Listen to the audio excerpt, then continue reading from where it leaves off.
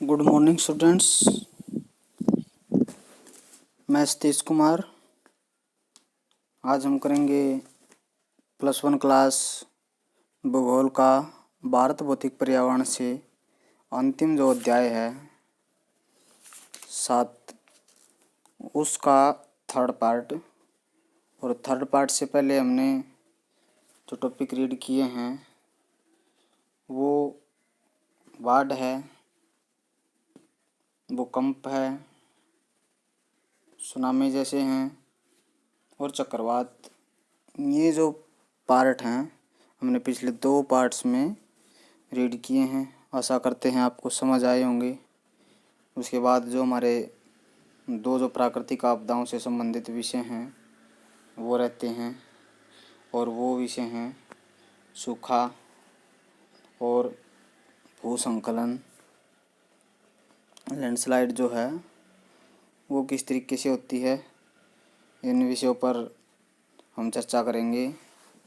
तो प्राकृतिक आपदाएं तो किस प्रकार से संबंधित हैं, मानव पर्यावरण को प्रभावित करती हैं, उन विषयों में सूखा किस तरीके से अपनी भूमिका निभाता है, भूस्खलन किस तरीके से प्रभाव डालता है, मानवीय हस्तक्षेप करता है, तो वो सारी चीज़ें और इन सब से किस तरीके से बचा जा सकता है, प्रभावों को कम किया जा सकता है, और इससे पहले इनका प्रबंधन किस तरीके से किया जाए, उन सब विषयों पर हम आज इस पार्ट नंबर 3 जो अंतिम पार्ट है इस पुस्तक का और इस लेसन का, उसमें विस्तार से चर्चा करेंगे।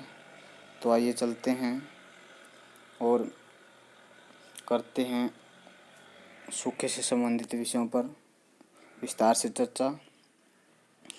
तो ये जो विषय हैं हमारे, इसमें बहुत ही महत्वपूर्ण पार्ट है सूखे का,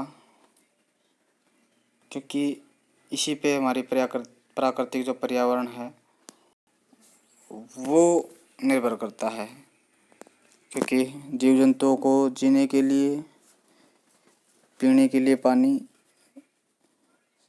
की ज़रूरत पड़ती है, और अगर सूखा जैसी स्थितियां पैदा होती हैं तो मानव प्रजातियों पर ही नहीं बल्कि विभिन्न प्रकार की जीव प्रजातियों पर भी संकट पैदा हो जाता है। तो सूखा किसे कहते हैं, किस प्रकार की प्राकृतिक आपदा है? तो सूखा एक ऐसी स्थिति को हम कहते हैं जहाँ पर एक लंबे समय तक वो कम वर्षा होती है, सबसे ज़्यादा वाष्पीकरण होता है, यानी भाप बन के पानी हवा में फैल जाता है, जैसे गर्मियों के मौसम में आजकल चला हुआ है। तो वाष्पीकरण इस समय सबसे ज़्यादा होता है, और जलाशयों और भूमिगत जो जल है, अंडरग्राउंड वाटर है, उसका अत्यधिक हम प्रयोग करते हैं। अंडरग्राउंड वाटर का हम प्रयोग करते हैं धान की फसल के लिए या विभिन्न फसलों के लिए। तो उसमें अगर कमी हो जाए तो उस स्थिति को हम सूखे की स्थिति मानते हैं। और मैंने आपको बताया था पिछले पार्ट में कि भी कौन कौन से बाढ़ संभावित क्षेत्र हैं, वहाँ पर सूखे की स्थितियाँ नहीं होने पाती, या कई बार बाढ़ के कारण अत्यधिक जल हो जाता है, जिससे भी प्राकृतिक आपदाएं ज़्यादा आती हैं, दुनिया भर की बीमारियां फैलती हैं।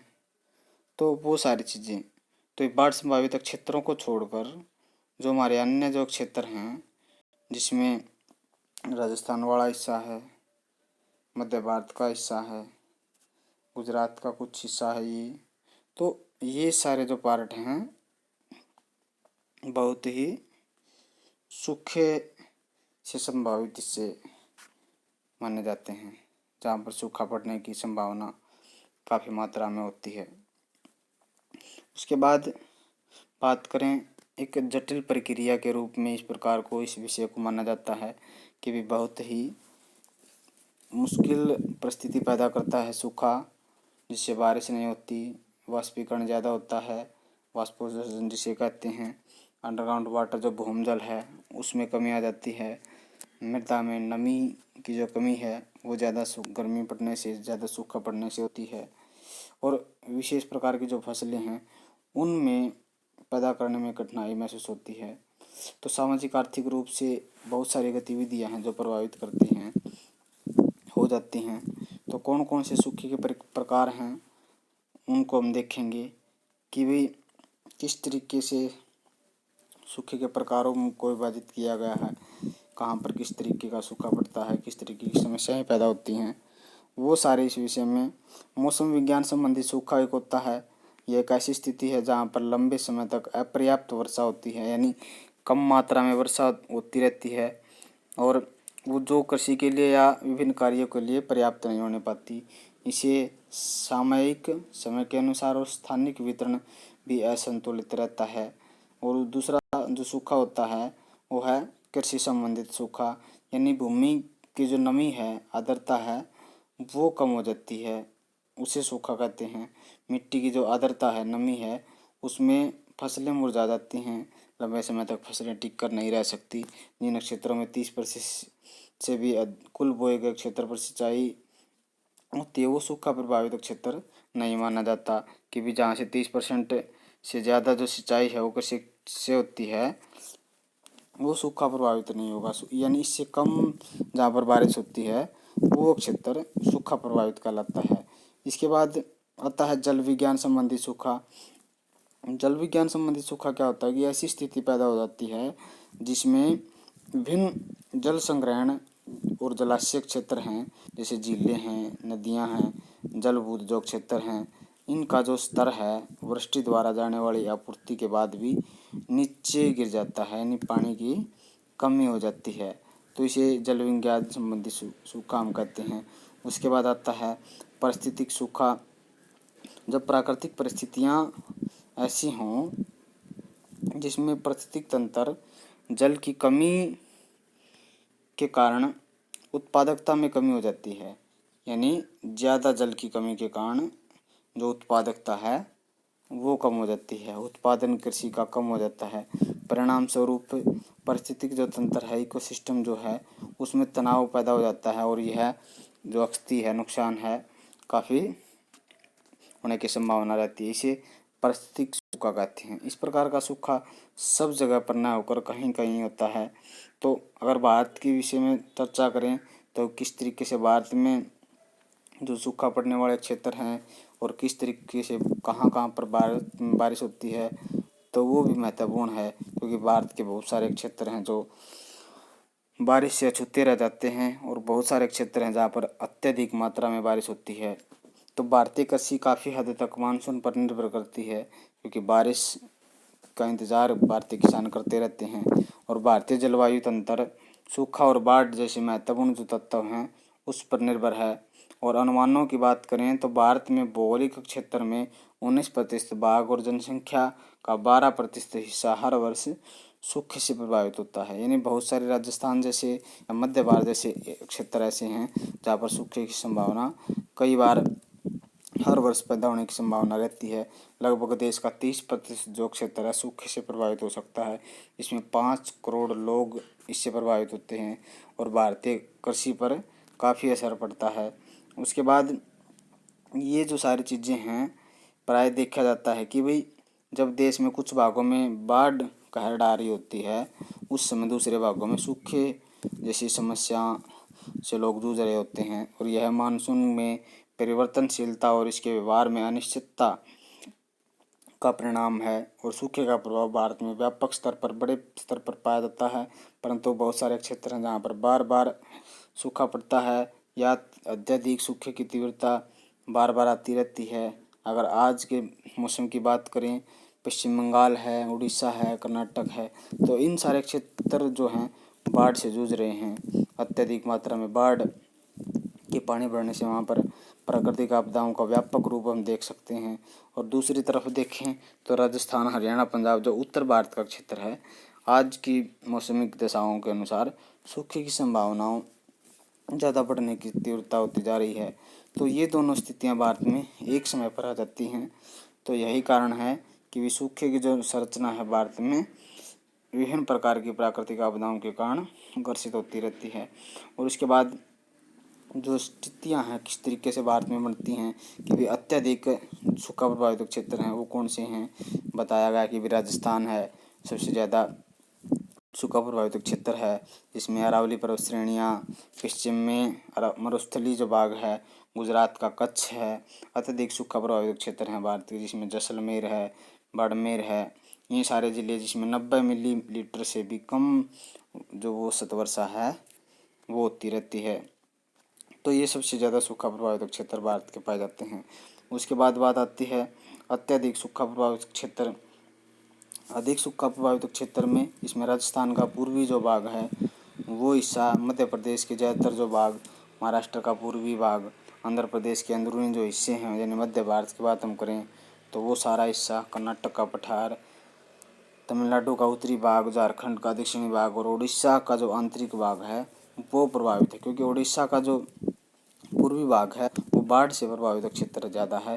तो इस कारण से जो आंतरिक जो भाग है उड़ीसा का उसमें कम मात्रा में बारिश होती है और सूखा पड़ने की संभावना ज़्यादा रहती है। उसके बाद हमारा जो क्षेत्र आता है मध्यवर्ती सूखा प्रभावित क्षेत्र जो कौन से हैं, जिसमें राजस्थान का उत्तरी भाग है, क्योंकि इस क्षेत्र में इंदिरा गांधी कैनाल के कारण सिंचाई होती रहती है। तो यही कारण है कि मीडियम सूखे की संभावना वहाँ पर होती है। हरियाणा है, उत्तर प्रदेश है और गुजरात के बचे हुए जो ज़िले हैं पूर्व की तरफ वो सारे के सारे, और इसमें के बाद कोंकण को छोड़कर महाराष्ट्र, झारखंड और तमिलनाडु में कोयम्बटूर का जो पठार है वो सारा का सारा सूखा प्रभावित है।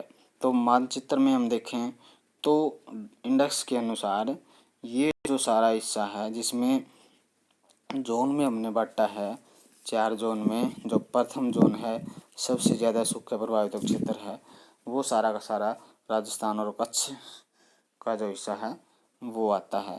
उसके बाद गंभीर जोन जो हैं कि भी थोड़ा सा कम मात्रा में सूखे की संभावना होती हैं वो मध्य भारत, जिसमें महाराष्ट्र है, मध्य प्रदेश है, तो ये सारे हिस्से इसमें आते हैं। उसके बाद सामान्य जो सूखा प्रभावित क्षेत्र हैं वो सारे के सारे जी महाराष्ट्र के और गुजरात के हिस्से पाते हैं। उसके बाद सूखा जो रहित क्षेत्र हैं, बड़ी मात्रा में भारत का जो हिस्सा है जो सूखे से प्रभावित नहीं होने पाता, जिसमें हिमालय पर्वत के कारण है या मध्य पठारों के कारण है, नदियाँ बहुत सारी हैं, समुद्र के तटीय क्षेत्र है, ये सारे क्षेत्र सूखा रहित जोन में आते हैं, जहाँ पर वर्षा की मात्रा या नदियों की मात्रा काफ़ी ज़्यादा पाई जाती है। तो इसके बाद अगर हम बात करें तो ये सारा का सारा आंतरिक जो कर्नाटक का भाग है वो भी इसमें शामिल है, और बचे हुए जो भाग हैं बहुत कम या न के बराबर सूखे से प्रभावित होते हैं, जिसमें हमारे जो 7 सिस्टर हैं, आसाम है, अरुणाचल प्रदेश है। तो ये सारे के सारे जो राज्य हैं सूखा प्रभावित क्षेत्रों में नहीं आते, क्योंकि यहाँ पर ब्रह्मपुत्र नदी सभी क्षेत्रों में सिंचाई करती है, खेती के लिए या पहाड़ी क्षेत्र है बारिश ज़्यादा होती रहती है, तो ये कारण इसके अंदर हैं। उसके बाद परिणाम क्या होते हैं सूखे के, किस प्रकार की समस्याओं का सामना करना पड़ता है। तो सूखे का सोपानी प्रभाव जो है फसलों पर सबसे ज़्यादा, पर्यावरण पर और मानव समाज पर सबसे ज़्यादा पड़ता है। इसके कारण फसलें बर्बाद हो जाती हैं, अन्न की कमी हो जाती है और अकाल जैसी स्थितियाँ पड़ जाती हैं, जिसमें चारा कम होने की स्थिति में जो तरण काल है वो कहलाता है, जब पशुओं के लिए चारे की कमी हो जाती है। उसके बाद जलापूर्ति की अगर कम हो जाए तो उसके जलाकाल कहते हैं। इनके बाद जो तीन, एक तो अन्न अकाल की बात, फसलें बर्बाद हो जाती हैं, तो इन तीनों परिस्थितियाँ अगर मिल जाती हैं कहीं पर तो त्रिकाल कहलाती है। तो इस तरीके से तीनों परिस्थितियाँ भारत में बहुत सारे क्षेत्रों में कई बार हो भी जाती हैं। तो उसके बाद जो भी अत्यधिक विध्वंसकारी क्षेत्र हैं सबसे ज़्यादा होती हैं, जहाँ पर त्रिकाल जैसी समस्याएं होती हैं, जिसमें सूखा प्रभावित क्षेत्र बड़े पैमाने पर मवेशी यानी पशु पक्षी ज़्यादा मात्रा में मारे जाते हैं, मानव पर वास होता है, मनुष्य स्थान को छोड़कर चला जाता है, पलायन कर जाता है। पानी की कमी के कारण लोग प्रदूषित जो जल है वो पीने के लिए मजबूर हो जाते हैं। इसके परिणाम स्वरूप पेयजल, जो पीने के पानी जो संबंधी समस्याएं हैं वो ज़्यादा हो जाती हैं, जिसमें गंदा पानी पीने से अंतराशोथ और हैजा, हेपेटाइटिस जैसी बीमारियां मनुष्य को घेर लेती हैं। तो वो सारी जो समस्याएं हैं सूखे के कारण पैदा होती हैं। सामाजिक और प्राकृतिक पर्यावरण में सूखे का प्रभाव तत्कालिक और दीर्घकालिक होता है, यानी सूखे का जो प्रभाव है उसी समय सबसे ज़्यादा होता है और एक लंबे समय तक इसका प्रभाव देखने को मिलता है। बहुत सारी योजनाएं सरकार द्वारा चलाई गई है और इन योजनाओं को ध्यान में रखकर, इन क्षेत्रों को ध्यान में रखकर योजनाएं तैयार की गई हैं, किस तरीके से समाधान किया जाए, ध्यान रखा जाए। सूखे की स्थिति में तत्कालिक सुरक्षित पेयजल वितरण करवाना, दवाइयाँ उपलब्ध करवाना, पशुओं के लिए चारे का प्रबंध करना, जल की उपलब्धता पैदा करना और लोगों को और पशुओं को सुरक्षित स्थान पर पहुंचाना, इस प्रकार की जो समस्याएं हैं उनका समाधान करना जरूरी हो जाता है। सूखे से निपटान के लिए लंबे समय तक जो योजनाएं हैं वो चलाई जानी जरूरी हैं। कौन कौन सी हैं? वो सारी की सारी योजनाएं हैं। एक तो अंडरग्राउंड वाटर जो है उसका भंडारण का पता लगाना, कहाँ पर ज़्यादा मात्रा में पाया जाता है। अत्यधिक जल अधिक के क्षेत्रों में, अल्प जल क्षेत्रों में पानी पहुँचाना, यानी जहाँ पर बहुत ज़्यादा मात्रा में पानी उपलब्ध होता है अंडरग्राउंड वाटर में या नदियों में, वहाँ पर दूसरे क्षेत्रों में नदियों का जो जल है नहरों के द्वारा पहुँचाया जाना, जहाँ पर कम मात्रा में पानी पाया जाता है।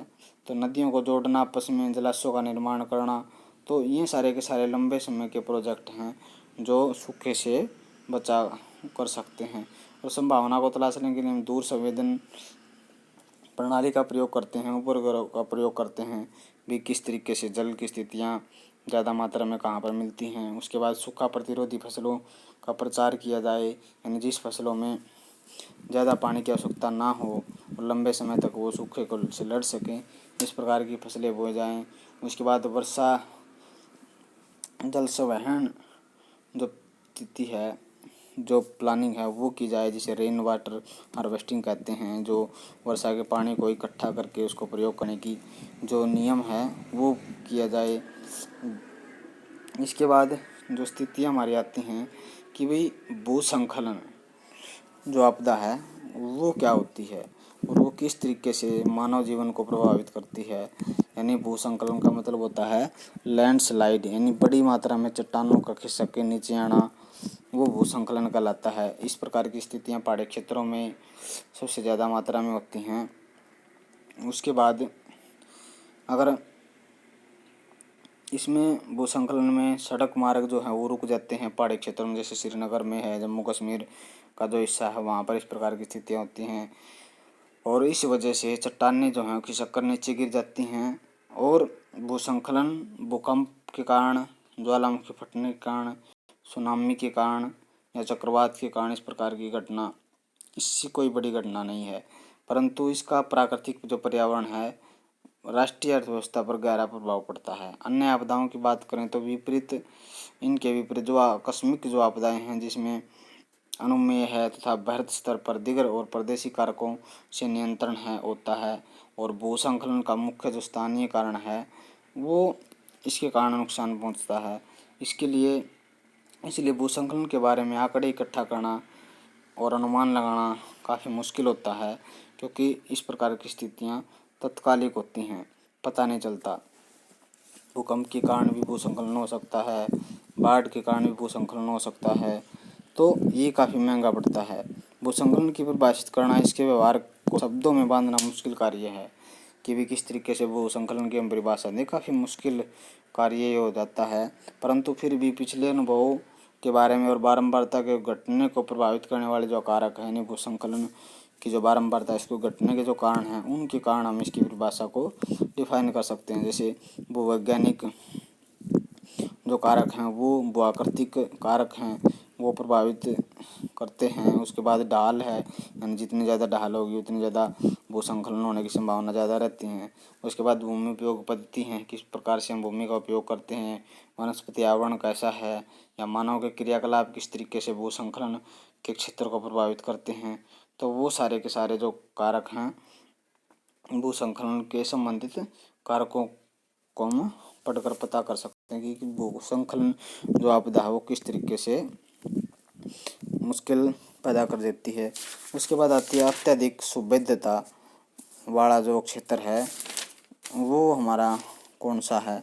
इसमें ज़्यादातर जो अस्थिर हिमालय के पूर्वी पर्वत और युवावस्था की पर्वत श्रृंखलाएं हैं, जिसमें अंडमान निकोबार, पश्चिमी घाट, नीलगिरी की पहाड़ियाँ और अधिक वर्षा वाले क्षेत्र हैं, वो सारे के सारे, जिसमें उत्तर पूर्वी क्षेत्र भारत का है, भूकंप प्रभावित क्षेत्र जो भारत का है, वो सारा का सारा इसमें आता है। अत्यधिक सुभ्यता में और अत्यधिक सुभ्यता मानव क्रियाकलापों वाले क्षेत्रों में, जहाँ पर मनुष्य की एक्टिविटी ज़्यादा होती है, जिसमें सड़क और बांध निर्माण जैसी जो क्रियाएं हैं वो होती हैं। अत्यधिक भूसंकलन सुभ्यता के क्षेत्रों में रखे जाते हैं, जहाँ पर सबसे ज़्यादा भूसंकलन होने की संभावना रहती हैं, वो भी इसमें आते हैं। उसके बाद अधिक सुभ्यता वाले क्षेत्र, जिसमें भूसंकलन सुभ्यता क्षेत्रों में अत्यधिक सुभ्यता क्षेत्रों से मिलती जुलती रहती है, दोनों में अंतर पाया जाता है, जिसमें भूसंकलन को कंट्रोल करने वाले कारक, जिसमें संयोजन है और गहनता है, बारंबारता, यानी कितनी बार भूसंकलन की स्थितियाँ पैदा हो जाती हैं। हिमालय के क्षेत्र में सारे जो क्षेत्र हैं उत्तर पूर्वी भाग असम को छोड़कर, क्योंकि असम से हिमालय से निकलने वाली जो नदी है ब्रह्मपुत्र वो निकलती है, तो वहाँ पर भूसंकलन जैसी समस्या पैदा नहीं होने पाती। इस क्षेत्र में सारे के सारे बाकी इससे शामिल हैं। उसके बाद मध्यम और कम सुभ्यता वाले क्षेत्र जो हैं वो हमारे हैं पार हिमालय के कम वृष्टि वाले क्षेत्र, जहाँ पर कम मात्रा में वर्षा होती है, जिसमें लद्दाख भी है और हिमाचल प्रदेश है। स्पीति हिमाचल प्रदेश का जिला, अरावली पर्वत श्रेणियाँ, कम वर्षा वाला क्षेत्र। उसके बाद पश्चिमी पूर्वी घाट, दक्कन का पठार, वृष्टि छाया क्षेत्र, झारखंड, उड़ीसा, छत्तीसगढ़, मध्य प्रदेश, महाराष्ट्र, आंध्र प्रदेश, कर्नाटक और गोवा, केरल के साथ, जहाँ पर खदानें हैं और भूमि में धंसने वाले जो क्षेत्र हैं भूसंकलन के कारण, वो क्षेत्र काफ़ी मात्रा में प्रभावित होते हैं। उसके बाद अन्य जो क्षेत्र हैं भारत में, विशेषकर राजस्थान, हरियाणा, उत्तर प्रदेश, बिहार, पश्चिम बंगाल, दार्जिलिंग को छोड़कर, असम का जो कार्बी आंगलोंग जो दर्रा है उसको छोड़कर, और दक्षिणी प्रांतों में तटीय क्षेत्र जो हैं वो सारे के सारे भूसंकलन युक्त क्षेत्र हैं, जहाँ पर भूसंकलन की जो स्थिति है वो कई बार पैदा होती है। इसके जो परिणाम क्या होते हैं, नुकसान क्या होते हैं भूसंकलन से संबंधित, इसमें छोटे क्षेत्रों में इस प्रकार की स्थिति पैदा होती है जो स्थानीय होती है, यानी बड़े पैमाने पर इस प्रकार की आपदाएं नहीं होती, परंतु सड़क मार्ग जो हैं वो अवरोध हो जाते हैं, रेल पटरियाँ टूट जाती हैं, जल व वाहिकाएँ गिरने से रुकावटें पैदा होती हैं। इस कारण से जैसे नदियों के अंदर किसी नाले में पर्वतीय श्रृंखला गिर जाती है तो वो रास्ता बदल जाती है और जान माल के नुकसान हो सकता है, इससे बाढ़ आने की संभावना हो जाती है। इन क्षेत्रों में आवागमन जो मुश्किल है वो कई बार हो जाता है, सड़कें अवरुद्ध हो जाती हैं।